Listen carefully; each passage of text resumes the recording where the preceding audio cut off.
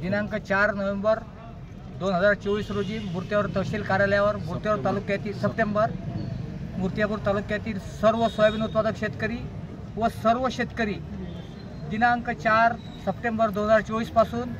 या देशात हमीभावाचा कायदा झालाच पाहिजे व येणाऱ्या सोयाबीन पिकाची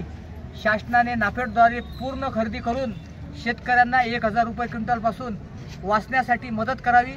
तसेच या देशातील शेतकऱ्यांना जसे कोट्याधीश आमदार खासदार कोट्याधीश नोकरीवाल्या लोकांना मोठ्या अधिकाऱ्यांना लाखो रुपये पेन्शन देऊन राहिली आहे, त्या धर्तीवर या देशातील पोशिंद्या शेतकऱ्याला दरमहा 10,000 रुपयाची पेन्शन शासनाने तात्काळ लागू करावी व तसेच शेतकऱ्यांची जे निविष्ठा आहे ती पूर्ण GST मुक्त करण्यात यावी व शेतकऱ्यांना 2023चा 2024चा खरीप रब्बी पीक विमा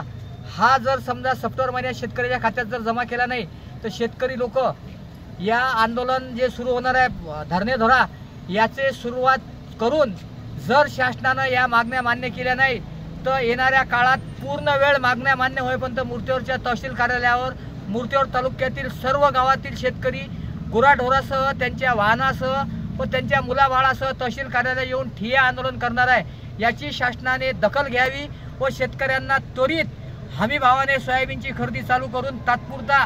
शेतकऱ्यांचा दिलासा द्यावा। जर हा दिलासा शासन शेतकऱ्यांना देण्यास तयार नसेल तर आम्ही मूर्तियापूर तहसील कार्यालयावर या सर्व आज उपस्थित निवेदन द्यायला आलेल्या शेतकऱ्याच्या वतीनं जाहीर करतो की इथून गेलेले सर्व शेतकरी यांच्या 100 दिवशी गावात याचा संदेश नेऊन 4 तारखेपासून मूर्तियापूर तहसील कार्यालयावर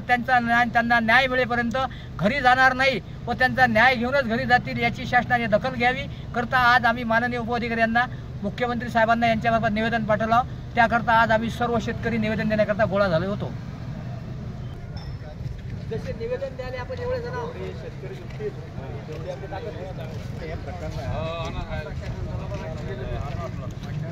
ही लढाई आपली सगळ्यांची आहे, शेतकऱ्याची लढाई आहे। आपण सर्व मिळून इसका पत्ता ते लिहून द्यायचा 4 तारखेला 11 वाजता